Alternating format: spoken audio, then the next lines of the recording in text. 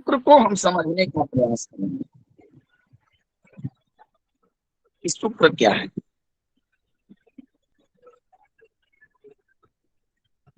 आप लोगों ने देखा होगा कि जिन लोगों का शुक्र जन्म पत्रिका में उच्च चुका होता है, उच्चस्त होता है, ऐसे लोगों के पास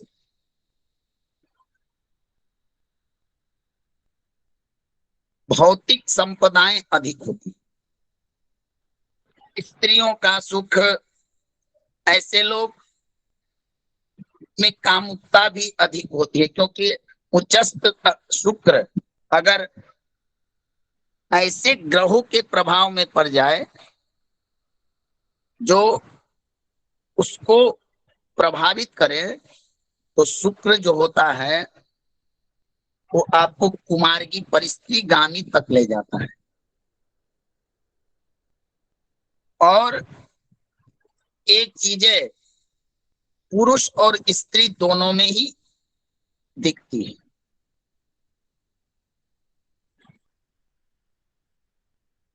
शुक्र अगर नकारात्मक प्रभाव दे तो दाम्पत्य जीवन को प्रभावित करता है।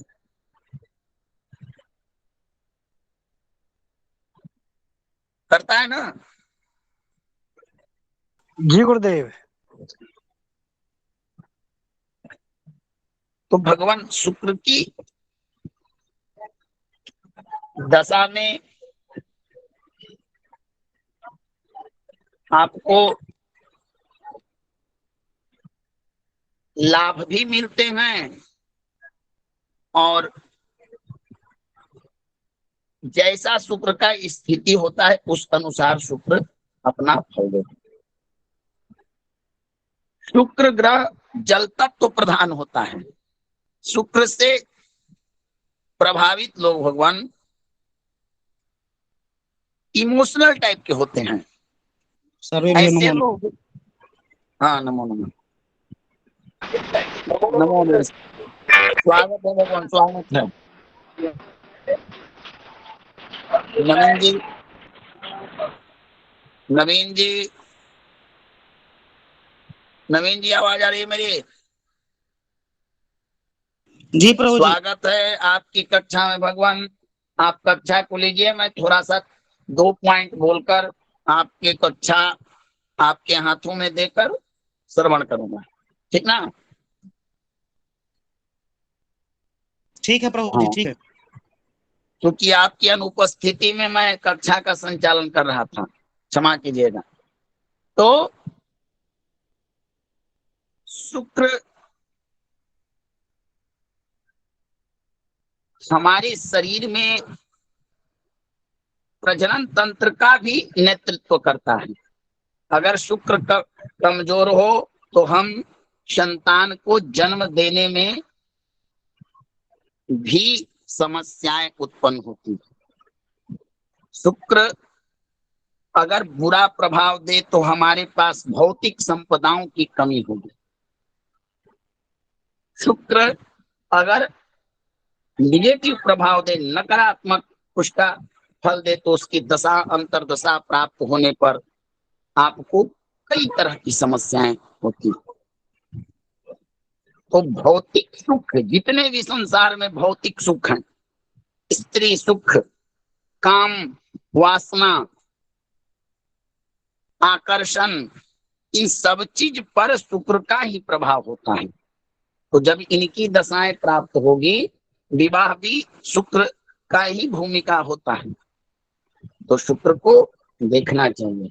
आगे आप लोग के गुरु जी बताएंगे कि शुक्र की दशा, अंतरदशा, शुक्र कहाँ कहाँ बैठकर कैसे दशाओं में प्रभावित करता है। चलिए नवीन जी। जी भगवान। आज हम लोगों का राशि प्रक्रम था, तो आप लोग प्रारंभ करें। जी भगवान, मैंने आपके पाठ्यक्रम से ऊपर ऊपर ही शुक्र पर ही थोड़ी पॉइंट बोला है, आप वहीं से शुरू कीजिए जहां से कल आप विश्राम दे। ठीक है प्रभु। तो आज राशि के अंतर्गत इस राशि में बैठने पे शुक्र किस प्रकार का प्रभाव देते हैं अपनी दशा में, इसको हम लोग जानते हैं। सबसे पहले मेष राशि। तो मेष राशि में स्थित, प्रारंभ करें आप लोग। मेष राशि में स्थित शुक्र की दशा में, मेष राशि में स्थित शुक्र की दशा में स्त्री व धन का सुख कम होता है। स्त्री व धन का सुख कम होता है। सदैव भ्रमण के योग बनते हैं। सदैव भ्रमण के योग बनते हैं। विपत्तियों का आना जाना, विपत्तियों का आना जाना। गुरु जी थोड़ा धीरे धीरे बोलो।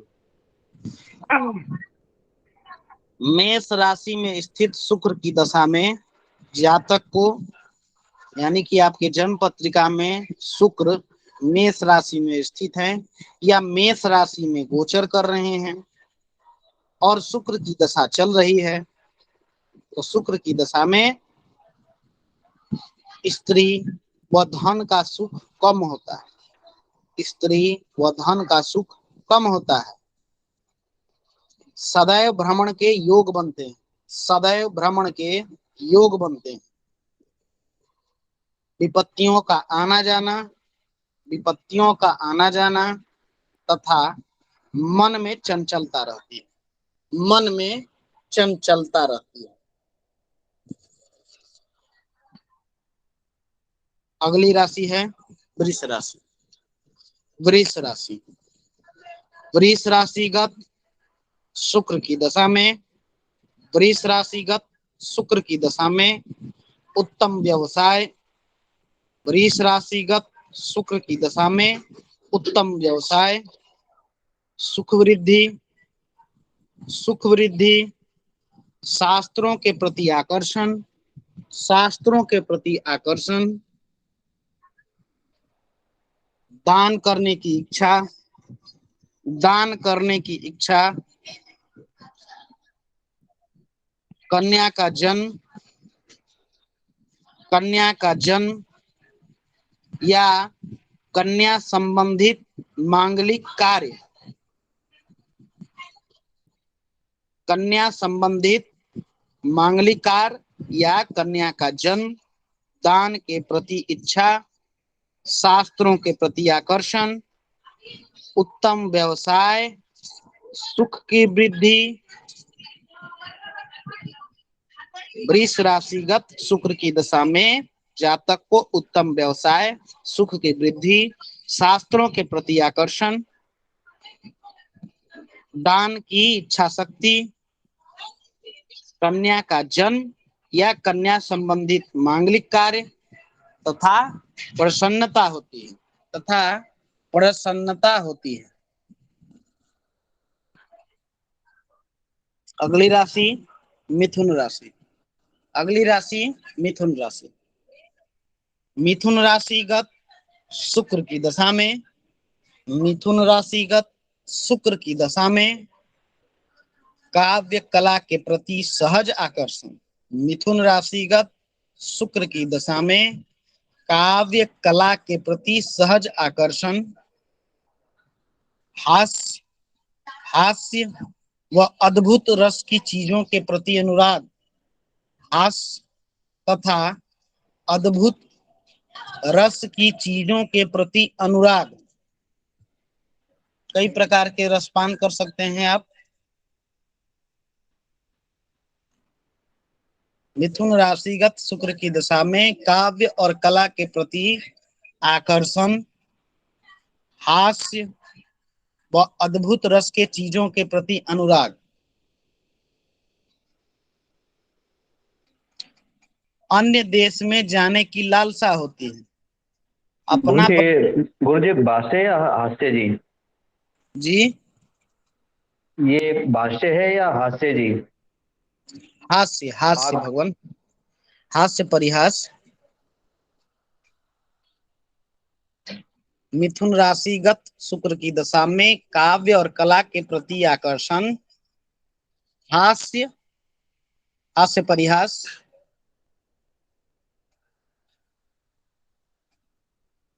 अद्भुत रस की चीजों के प्रति अनुराग, कई प्रकार के रसपान कर सकते हैं आप। अन्य देश में जाने की लालसा, यानी कि अपना स्थान छोड़ के दूसरे स्थान में, यह भ्रमण संबंधित हुआ। ठीक है, अन्य देश में जाने की लालसा होती है, मन में इच्छा होती है कि हम काशी विश्वनाथ में नहीं, थोड़ा महाकालेश्वर हो आए। ठीक है, ऐसा मन में विचार चलते रहता है। थोड़ा हम कश्मीर प्रदेश भ्रमण कराएं, थोड़ा आसाम प्रदेश भ्रमण कराएं, ऐसा मन में लालसा होती है, भ्रमण से संबंधित। अगली राशि है कर्क राशि। कर्क राशि, तो कर्क राशिगत शुक्र की दशा में, कर्क राशिगत शुक्र की दशा में कार्य कुशलता, कार्य कुशलता,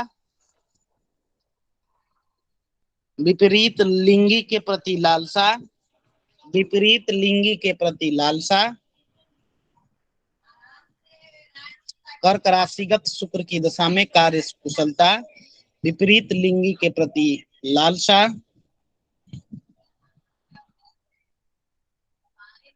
अनेक प्रकार के सफल प्रयत्न, अनेक प्रकार के सफल प्रयत्न तथा संतोष का लाभ होता है, संतोष का लाभ होता है, सेटिस्फेक्शन। ठीक है, जी गुरुदेव। कार्य सफल हो उसके प्रति जो है सो संतोष, किसी प्रकार के कार्य को कुशलता पूर्वक कर लिए उसका संतोष। ठीक है,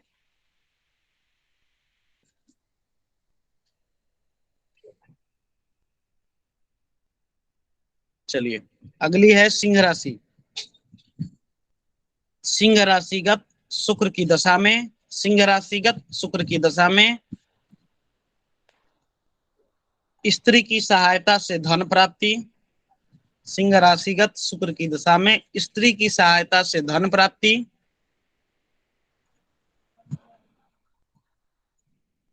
दूसरों के धन पर ऐश करना, मौज करना। सिंह राशिगत शुक्र की दशा में स्त्री की सहायता से धन प्राप्ति, दूसरों के धन पर ऐश करना, मौज करना, आधारित रहना। ठीक है, पुत्र आदि का अल्प सुख होता है, पुत्र आदि का अल्प सुख होता है, पुत्र आपके अनुकूल नहीं हो सकते हैं।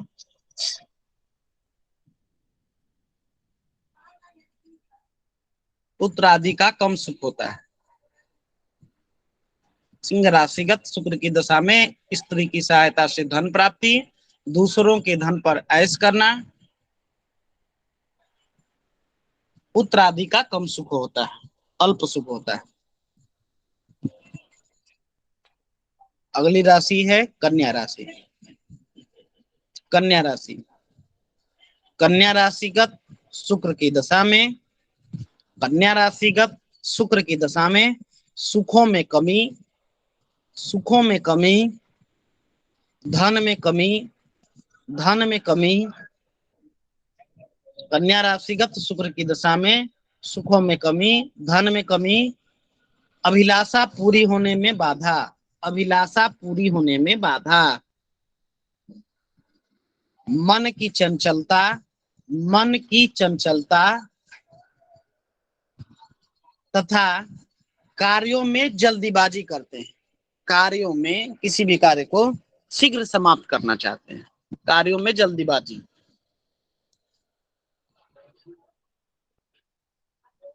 त्वरित डिसीजन कह सकते हैं, त्वरित निर्णय। ठीक है, कन्या जी राशिगत, कन्या राशिगत शुक्र की दशा में सुखों में कमी, धन में कमी, अभिलाषा पूरी होने में बाधा, अभिलाषा पूरी होने में बाधा, मन की चंचलता, मन की चंचलता तथा कार्यों में जल्दीबाजी होती है, कार्यों में जल्दीबाजी होती है। अगली राशि तुला राशि। अगली राशि तुला राशि। तुला राशिगत शुक्र की दशा में, तुला राशिगत शुक्र की दशा में कृषि इत्यादि कार्य से लाभ, तुला राशिगत शुक्र की दशा में कृषि इत्यादि कार्य से लाभ, विशेष सम्मान, विशेष सम्मान, धन व वाहन का सुख, धन व वाहन का सुख, अपने बंधु बांधवों से विशेष सुख होता है, अपने बंधु बांधवों से विशेष सुख प्राप्त होता है।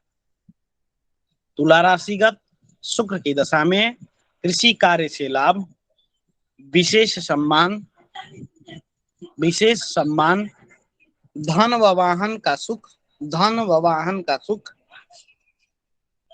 अपने बंधु बांधवों से विशेष सुख प्राप्त होता है, अपने बंधु बांधवों से विशेष सुख प्राप्त होता है।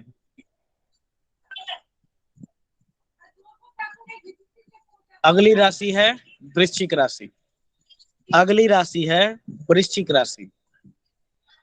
वृश्चिक राशिगत शुक्र की दशा में, वृश्चिक राशिगत शुक्र की दशा में प्रवास के योग बनते हैं, वृश्चिक राशिगत शुक्र की दशा में प्रवास के योग बनते हैं। अपने नए अवसर प्राप्त करने के लिए, कार्य योजनाओं को संपादित करने के लिए, या कुछ नए अवसर प्राप्ति के लिए आपको एक प्रदेश से दूसरे प्रदेश में, एक देश से दूसरे देश में माइग्रेट करना पड़ता है, प्रवासियों की तरह जीवन व्यतीत करना होता है। ठीक है, तो वृश्चिक राशिगत शुक्र की दशा में प्रवास के योग, पराये काम में व्यस्तता, दूसरों के काम में व्यस्त रहेंगे, अपना स्वयं का काम जो है डिले होते रहेगा, आप दूसरे के कार्यों में व्यस्त रहेंगे, पराये काम में व्यस्त। ऋण की वृद्धि, ऋण की वृद्धि, कर्ज जो है सो वृद्धि होती है, ऋण की वृद्धि, कर्ज जो है सो वृद्धि होती है। कलह के योग बनते हैं, कलह के योग बनते हैं, पारिवारिक कलह, सांसारिक कलह, ठीक है, कार्यस्थल पे कलह, ठीक है, ये सारी चीजों का जो है सो आपको सामना करना पड़ सकता है। ठीक है, अगली राशि है धनु राशि, धनु राशि। तो धनु राशिगत शुक्र की दशा में, धनु राशिगत शुक्र की दशा में प्रतिष्ठा में खूब वृद्धि, प्रतिष्ठा में खूब वृद्धि, धनु राशिगत शुक्र की दशा में प्रतिष्ठा में खूब वृद्धि। कलात्मक रुचि, कलात्मक रुचि, कलह, कलह, क्लेश,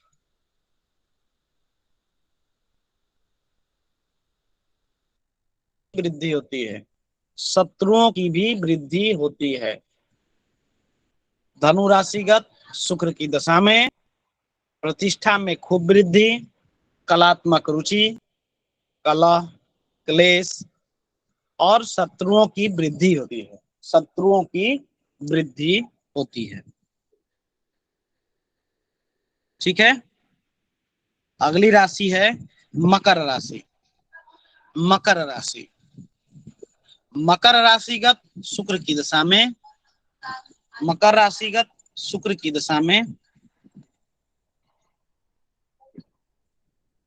मकर राशिगत शुक्र की दशा में शत्रुओं को वश करने की स्थिति, शत्रुओं को वश में करने की स्थिति, आप अपने शत्रुओं को अपने वश में कर सकते हैं। मकर राशिगत शुक्र की दशा में शत्रुओं को वश में करने की स्थिति, आप अपने शत्रुओं को अपने वश में कर सकते हैं। कभी कफ वात कृत दोषों से पीड़ा, आप कभी कफ रोग से या कफ के दोष से, वात के दोष से, ठीक है, इनसे जो है सो आपको पीड़ा हो सकती है, रोग हो सकते हैं, कष्ट पा सकते हैं। कफ और वात त्रिदोष होते हैं, कफ पित्त और वात, उसमें आप कफ और वात से पीड़ित हो सकते हैं। ठीक है, मकर राशिगत शुक्र की दशा में शत्रुओं को वश में करने की स्थिति, आपका पोजीशन शत्रुओं को जीतने के लिए, शत्रुओं को अपने वश में करने के लिए, शत्रुओं पे अपना प्रभाव बनाने के लिए बिल्कुल ही अनुकूल होता है। लेकिन आपको कफ और वात जनित दोषों से पीड़ा हो सकती है। कफ और वात जनित दोषों से आपको कष्ट होगा, परिवार की चिंता बढ़ेगी, पारिवारिक चिंता जो है सो वृद्धि होगी, सहनशीलता में भी वृद्धि होगी, आप सहनशील भी होंगे, पारिवारिक चिंता भी बढ़ेगी, आप सहनशील भी होंगे। ठीक है। अगली राशि है कुंभ राशि। कुंभ राशि, कुंभ राशिगत शुक्र की दशा में, कुंभ राशिगत शुक्र की दशा में विपत्तियां, अनेक प्रकार की विपत्तियां, रोग से पीड़ा, रोग जो है सो आपको हो सकते हैं, रोग से आपको कष्ट होगा। कुंभ राशिगत शुक्र की दशा में अनेक प्रकार की विपत्तियां, रोग से पीड़ा, शुभ कर्मों व नित्य नियम में भी विघ्न, आपके जो शुभ कर्म हैं, आपके नित्य जो नियम हैं, उनमें बाधा आएगा। ठीक है। आप जिस पॉलिसी को लेके चलेंगे उसको धारण करने में, उस राह पर चलने में अनेक प्रकार की कठिनाइयां आएंगी। कुंभ राशिगत शुक्र की दोष में कई प्रकार की विपत्तियां, रोग से पीड़ा, शुभ कर्मों में और नित्य जो आपके नियम हैं उसमें जो है सो बाधाएं आएंगी। झूठ बोलने की प्रवृत्ति होगी, आप झूठ बोलने के आदी हो सकते हैं, झूठ बोलने की प्रवृत्ति होगी। ठीक है। अगली राशि है मीन राशि। अगली राशि है मीन राशि। ठीक है। तो मीन राशिगत शुक्र की दशा में, मीन राशिगत शुक्र की दशा में राजाओं के समुदाय में मान्यता, राजाओं के समुदाय में मान्यता, एडमिनिस्ट्रेटिव लेवल पे जितने भी लोग होंगे उनका कम्युनिटी में, उनके जो है सो ग्रुप में आपका प्रभाव बढ़ेगा। मीन राशिगत शुक्र की दशा में राजाओं के समुदाय में मान्यता, बहुत प्रकार का धन लाभ, बहुत प्रकार का धन लाभ, प्रसन्नता व व्यवसाय वृद्धि, प्रसन्नता व व्यवसाय वृद्धि, उत्तम भोग विलास होते हैं, उत्तम भोग विलास होते हैं। मीन राशिगत शुक्र की दशा में राजाओं के समुदाय में मान्यता, बहुत प्रकार के धन लाभ, प्रसन्नता, व्यवसाय वृद्धि, प्रसन्नता, व्यवसाय वृद्धि, उत्तम भोग विलास से आप संपन्न होते हैं। ठीक है। ये था हम लोगों के दशाओं का नियम। ठीक है।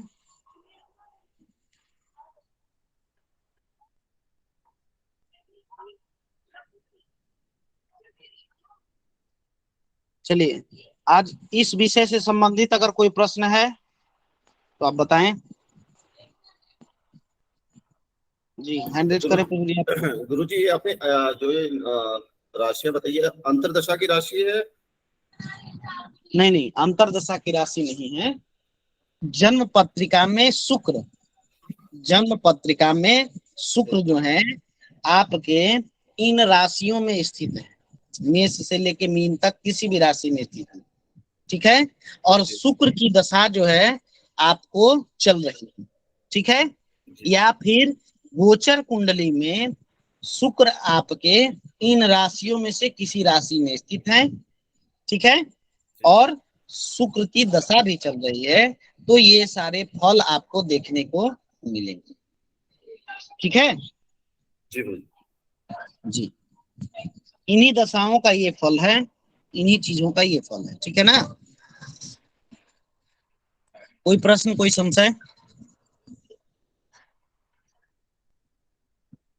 चलिए, कुछ सामान्य नियम आप लोग अंतरदशाओं के लिए और सूक्ष्म फलादेश करने के लिए लिख लें। ठीक है ना। सूक्ष्म फलादेश के लिए आप लोग कुछ नियम आप लिख लें।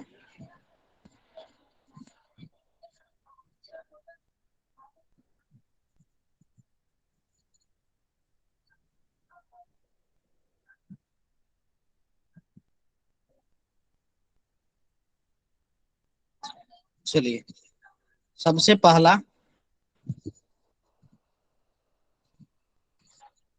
प्रत्येक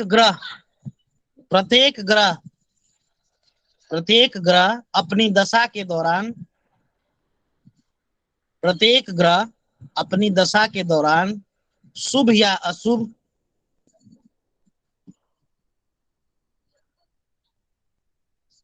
प्रत्येक ग्रह अपनी दशा के दौरान शुभ या अशुभ या मारक फल, शुभ भी हो सकते हैं, अशुभ भी हो सकते हैं, मारक भी हो सकते हैं,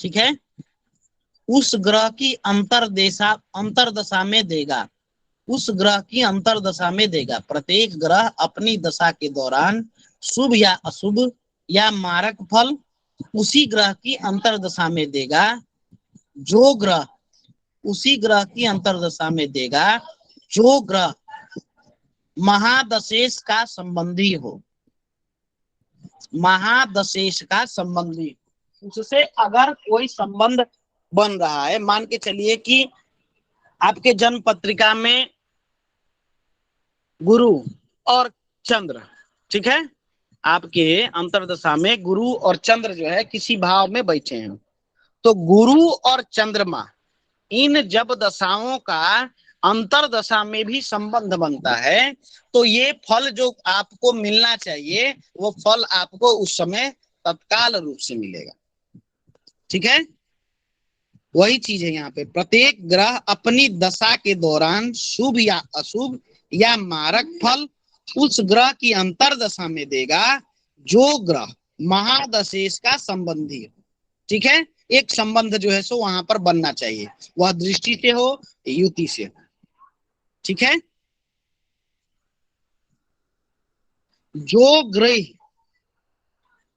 संबंधी हो, अगला है जो ग्रह महादशेष के समान वर्ग में आता है, महादशेष का समान वर्ग में आता हो। मान के चलिए कि महादशा गुरु की चल रही है, ठीक है, तो उसके जो वर्ग में है, उसके जो गृह में है और उससे जो चंद्रमा के साथ संबंध बन रहा है, दृष्टि हो, युति हो, ठीक है, तो उसके समान वर्गों में यदि आता है, यानी कि दशा अंतरदशा एक हो गई, ठीक है, या अंतरदशा महादशा एक हो गई, अंतरदशा प्रत्यंतर दशा एक हो गया, प्रत्यंतर दशा सूक्ष्म दशा हो गया, ठीक है, तो ये सारे संबंध जो है एक दूसरे से मिले हुए, ठीक है।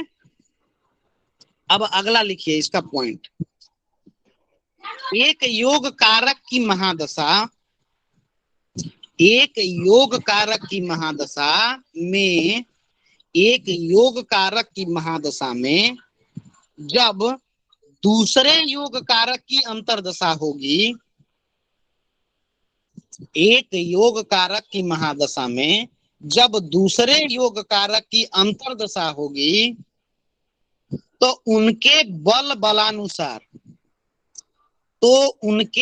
बलानुसार सर्वोत्तम योग फल होगा, सर्वोत्तम योग फल होगा, ठीक है। मान के चलिए कि गुरु से संबंधित अगर कोई योग बन रहा है, ठीक है, और चंद्रमा से संबंधित कोई योग बन रहा है, तो जब गुरु और चंद्रमा इन दोनों की दशा अंतरदशा चलेगी, ठीक है, इसमें जो सर्वोत्तम योगकारी होगा, जिसको सबसे ज्यादा बल प्राप्त होगा, हो सकता है कि चंद्रमा को सब प्रकार का बल मिल जाए, गुरु को न मिले, गुरु को हो सकता है कि 6 प्रकार के बल में से कोई बल मिल जाए, ठीक है, चंद्रमा को प्राप्त ना हो, ठीक है, तो बल के अनुसार जिसकी महादशा चलेगी, ठीक है, अंतरदशा चलेगी, जिसे दशाओं का भी क्रम है ना, महादशा, अंतरदशा, प्रत्यंतर दशा, सूक्ष्म दशा, प्राण दशा, है ना, ये क्रम। तो जो महादशा गुरु मान के चलिए कि उसको बल प्राप्त है, तो गुरु की दशा मिलेगी, साथ साथ में चंद्रमा की युति संबंध बन रहा है, दृष्टि संबंध बना है, किसी प्रकार का कोई संबंध बन रहा है, ठीक है, तो गुरु अपना प्रभाव उसकी अंतर्दशा में पूर्णतः देंगे। यही अगर चंद्रमा की दशा चलेगी, ठीक है, और गुरु की अंतर्दशा चलेगी, तो ये बल जो है थोड़ा सा कम होगा लेकिन प्रभावी होगा, है ना, क्योंकि गुरु को बल मिला है, चंद्रमा को बल कम मिला है ना। आ रही है बात समझ में? नहीं गुरुजी, मुझे समझ नहीं आ रही कुछ भी। समझ नहीं आ रही है? और कोई है जिनको ये बातें समझ में ना आ रही हो? हैंड रेज करिए भाई थोड़ा सा। राघवेंद्र जी बताएं प्रभु जी। ये समझ में नहीं आ रहा है। समझ में नहीं आ रहा है। देखिए, कोई भी एक जन पत्रिका है जी, ऋषि पांडे जी, आपको भी समस्या है समझने में? जी गुरु जी, नहीं समझ में आ रहा है। चलिए, किसी भी ग्रह का कोई भी ग्रह कहीं पर बैठा हो किसी भी जन्म पत्रिका में, ठीक है, ठीक है, गौरी दत्त जी समझ गए कि आपको भी समझ में नहीं आ रहा है। चलिए फिर से एक बार प्रयास करते हैं। कोई भी ग्रह कहीं पर स्थित हो, ठीक ना, किसी भी ग्रह, कोई भी मान के चलिए कि किसी ग्रह को कहीं पर भी स्थित हो, मान के चलिए कि हम गुरु चंद्रमा की छोड़ दें, बुध और सूर्य की ही बात करें, ठीक है, सूर्य और बुध दशम भाव में बैठे हैं, ठीक है, सूर्य को 6 प्रकार में से एक बल प्राप्त है, ठीक है, 6 प्रकार से एक बल जो है सो, किसी प्रकार का बल जो है सो सूर्य को मिल गया। बुध जो है वहां पर योग तो निर्माण कर रहा है लेकिन प्रभावी नहीं हुआ, क्योंकि उसको किसी प्रकार का बल जो है सो नहीं मिला, ठीक है, यहां तक बात समझ में आ रही है? जी जा रहा है। बोलिए सुबोध जी। नहीं गुरुजी, मेरे पल्ले नहीं पड़ेगी। आपने युति प्रकरण पढ़ा था? नहीं, शायद उसी वजह से मैं समझ नहीं पा रहा हूँ मैं। देखिए, ग्रहों का आपसी संबंध होता है, ठीक ना, कोई ग्रह किसी के जो है शत्रु होते हैं, कोई ग्रह किसी के सम होते हैं, कोई ग्रह किसी का मित्र होता है, ठीक है जी। अब जनरली जो है सो मान के चलिए गुरु और चंद्रमा मित्र हैं, ठीक है, सूर्य और बुध जो है सो मित्र है, अभी इन्हीं पर हम आज चर्चा कर रहे हैं।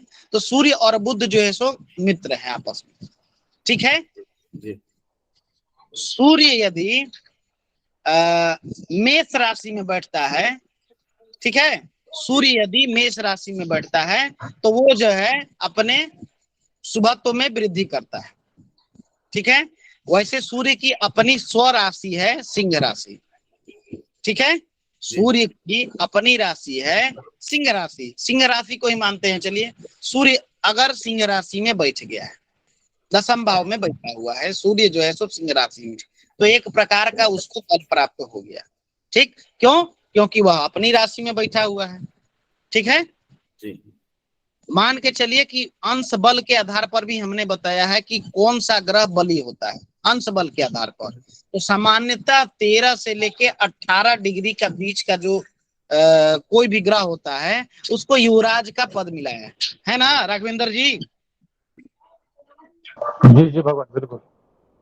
13 से 18 डिग्री का बीच का कोई यदि ग्रह होता है तो उसको जो है बल मिल जाता है, क्योंकि युवा अवस्था में वह होता है, ठीक ना, ग्रहों के अंश बल के आधार पर उनको जो है सो अवस्थाएं प्राप्त हैं, ठीक है, वो अवस्थाएं जो है सो आपको बाल्यावस्था से लेके मृत अवस्था तक है।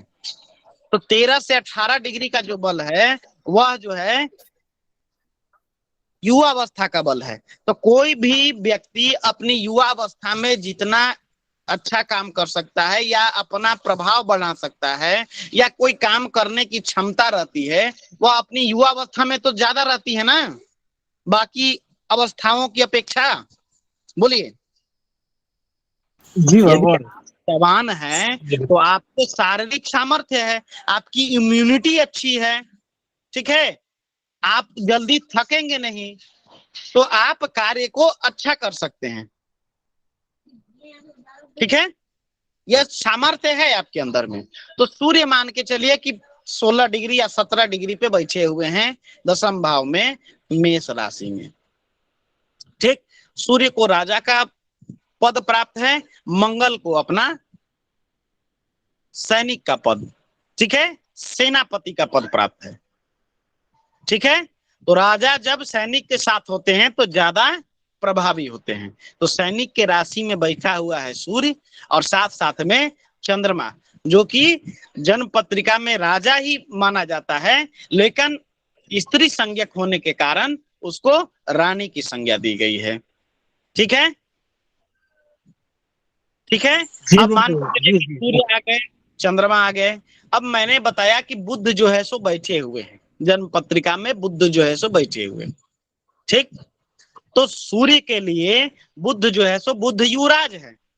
ठीक है, वह तो जो है सो ठीक है, लेकिन चंद्रमा जो है और बुध जो है यह आपसी शत्रु हैं, इनकी आपस में बनती नहीं है। ठीक है, तो एक प्रकार से बुध जो है यहां पर थोड़ा सा कमजोर हो गया। ठीक है, बचे कौन? सूर्य और चंद्रमा, राशि है मेष। ठीक है, अब जो है सो चंद्रमा जो है मंगल, तो चंद्रमा जल तत्व का प्रतिनिधित्व करता है, मंगल जो है अग्नि तत्व का प्रतिनिधित्व करता है। ठीक है, तो यहाँ पर भी दोनों का आपस में शत्रुवत व्यवहार है, इसके कारण ठीक है चंद्रमा भी यहाँ पर थोड़ा सा कमजोर हो गया।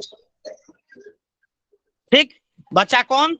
सूर्य। सूर्य भी अग्नि तत्व और मंगल भी अग्नि तत्व। क्यों? मंगल की राशि जो है सो मेष और वृश्चिक है, दोनों ही अग्नि तत्व है। ठीक है, यहां तक बात समझ में आई? जी यहां तक बातें समझ में आई सुबोध जी? जी सर, समझ आई सर। चलिए, अब हम बात करते हैं अंतरदशा। दशाओं का फल हमने बता दिया आपको। अब अंतरदशा में हमारा नियम कहता है, जो पहला नियम है वह यह है कि एक योग कारक की महादशा में जब दूसरे योग कारक की अंतरदशा होगी तो उनके बल और बलानुसार सर्वोत्तम योग फल प्राप्त होता है।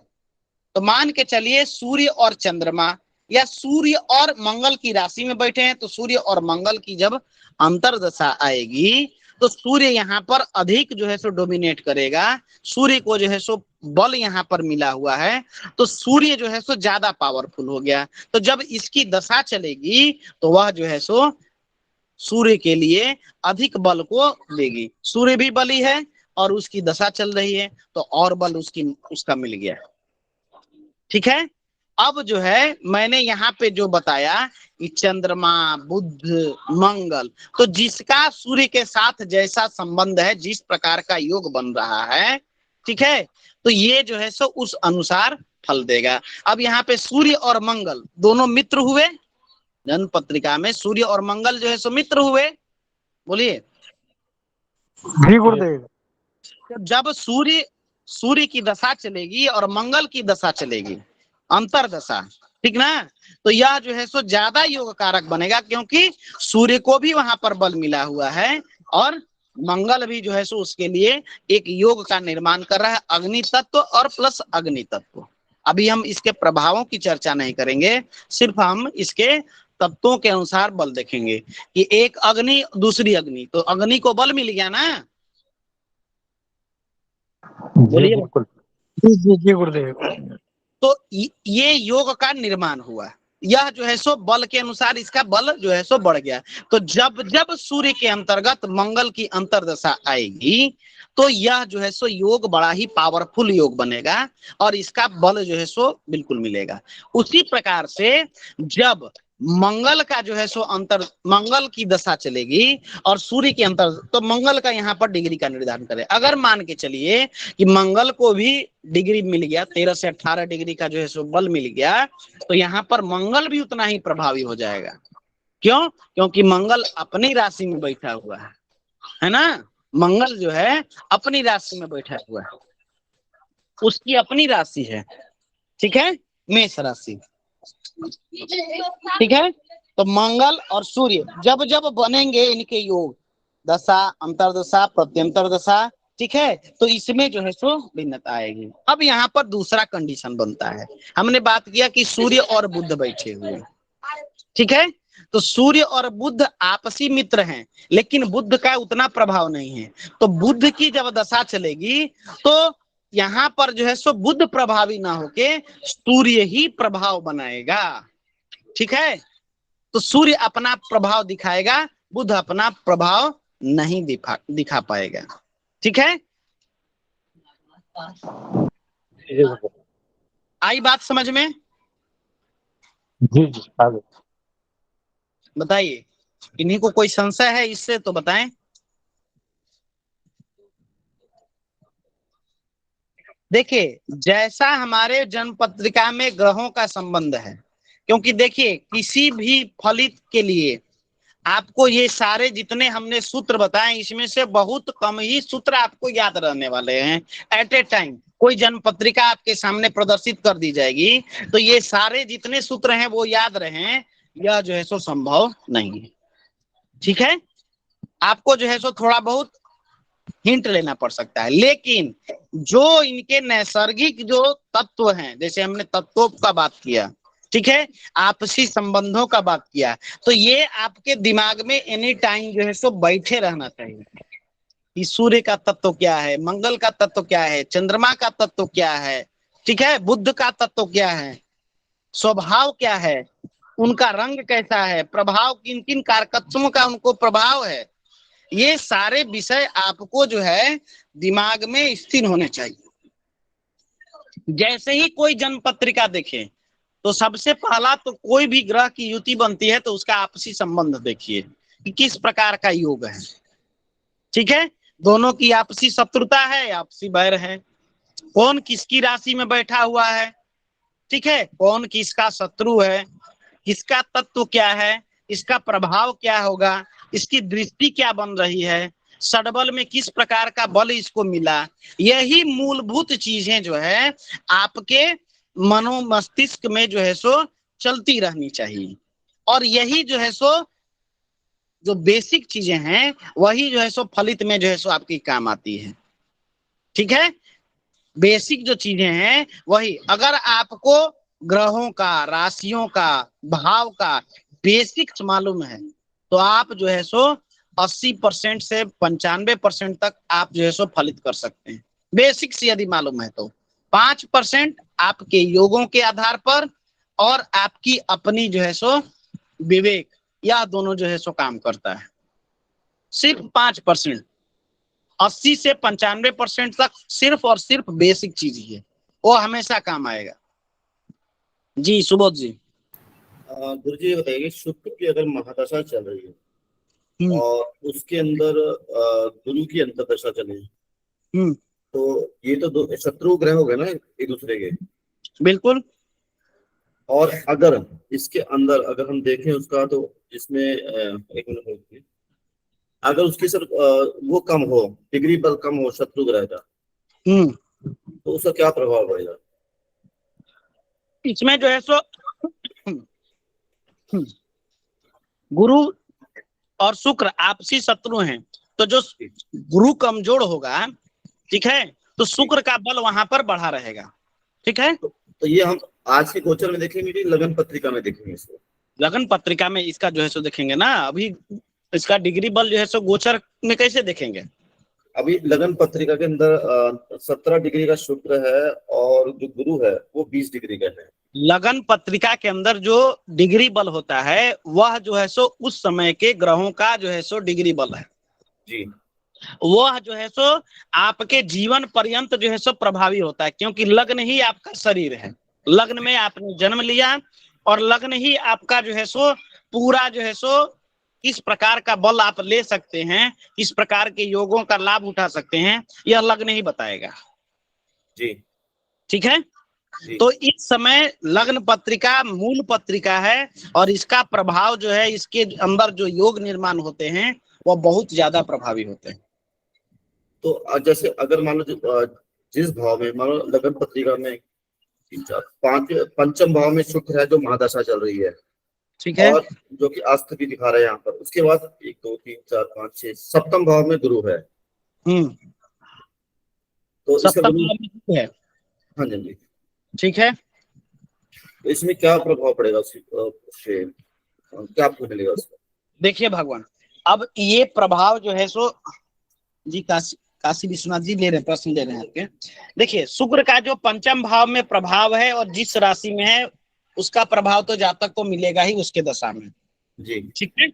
अब जी जो है सो सप्तम भाव में गुरु, अगर मान के चलिए कि गुरु की अंतर्दशा चल रही है, ठीक है, तो गुरु का जो प्रभाव सप्तम भाव पे होना चाहिए वह जो है सो कम मिलेगा। क्यों मिलेगा? क्योंकि जी गुरु का डिग्री बल जो है सो यहाँ पर कम है, ठीक है। जी मान के चले कि गुरु कमजोर हो रहा है, कहीं से शत्रुवत दृष्टि उसकी जो है सो पड़ जाए किसी पर, या कोई और ग्रहों की दृष्टि गुरु पर पड़ जाए, वह जो है सो उसको प्रभावहीन बना दे, ठीक जी ना, तो जी, ये जो है सो प्रभाव और भी कम जाएगा। ठीक अब है हम विश्लेषण पर जब चलेंगे, विश्लेषण प्रकरण पर, तो ये चीजें और जो है सो क्लियर होंगी। लेकिन अभी तक का जो प्रकरण है दृष्टि और संबंधों के आधार पर दशा अंतरदशा का फल आप लोग इसके आधार पर गणना करिए। अभी कुछ 2 4 5 सूत्र और हैं, चलिए उसके बारे में हम कल चर्चा करेंगे। आज के प्रश्न ही ले लेते हैं जी ऋषि जी। गुरुजी सूर्य जिसके साथ रहेगा लगभग लगभग हमेशा सूर्य ही ना डोमिनेट करेगा गुरुजी, क्योंकि सूर्य के साथ ग्रह रहने पे अस्त हो जाते हैं सारे ग्रह लगभग उसके डिग्री बल के हिसाब से। अपने अपने डिग्री बल के आधार पर ना अस्त होते हैं, कि ऐसा थोड़ी है कि सूर्य जो है सो किसी भाव में बैठ गया उसका अस्त नहीं कर पाया। कभी कभी ऐसा भी तो होता है सूर्य गुरु एक साथ बैठ गए लेकिन अस्त नहीं हुए, ठीक है। पावर जो है सो जी सूर्य का गुरुजी। ज्यादा रहता है, पावर सूर्य का ज्यादा रहता है, अन्य ग्रहों का प्रभाव कम मिलता है, ठीक है। जी गुरुजी। सूर्य डोमिनेट करते करेगा, ठीक है। जब सूर्य की दशा अंतरदशा आएगी तो सूर्य का प्रभाव देखने को मिलेगा, जी गुरुजी। ठीक ना। लेकिन जी ऐसा नहीं है कि सूर्य किसी के साथ बैठ जाए तो जो है सो उस ग्रह को ही डिमोरलाइज कर देगा। मान के चलिए सूर्य 1 या 2 डिग्री का है और अगला ग्रह जो है सो 18 डिग्री का है या 19 डिग्री का है, ठीक है। जी तो गुरुजी। क्या हाँ, तो क्या जो है सो सूर्य बहुत ज्यादा प्रभावित हो जाएंगे नहीं गुरुजी, तब तो नहीं रहेंगे। तब। तो ये चीजें सबके साथ में है। कभी ऐसा भी होता है कि सूर्य जो है सो 0 डिग्री पे बैठने के बाद भी पिछले घर में कोई ग्रह है उसको अस्त कर दी, नहीं होता गुरुजी है। हाँ होता है गुरुजी। जैसे आपने अभी उदाहरण दिया था सूर्य 13 से 18 के बीच हो, मंगल में 13 से 18 के बीच, तो फिर मंगल तो अस्त हो गया ना गुरुजी उसी राशि में 13 से 18 के बीच। हाँ, 13 से 18 डिग्री के अंदर में अस्त हो गया वो अस्त का जो है सो हम वहां पर विचार करेंगे। तो मैंने ये चीजें भी बताई कि सूर्य और मंगल एक साथ बैठा है, ठीक है। तो सूर्य जो है सो मंगल की राशि में बैठा हुआ है, ठीक है। मंगल की राशि में बैठा हुआ है, तो मंगल की राशि में बैठने के कारण सूर्य का जो है सो डिग्री जो है सो ज्यादा हो गया, पावर ज्यादा हो गया, उसको बल भी मिल गया, ठीक है। अग्नि तत्व और अग्नि तत्व एक साथ हो गए तो अग्नि का रौद्र रूप जो है सो आपको देखने को मिलेगा। तो सूर्य की जब जब दशा अंतरदशा चलेगी तब जब वह प्रभावी होगा, है ना जी जी। वो जी। अपने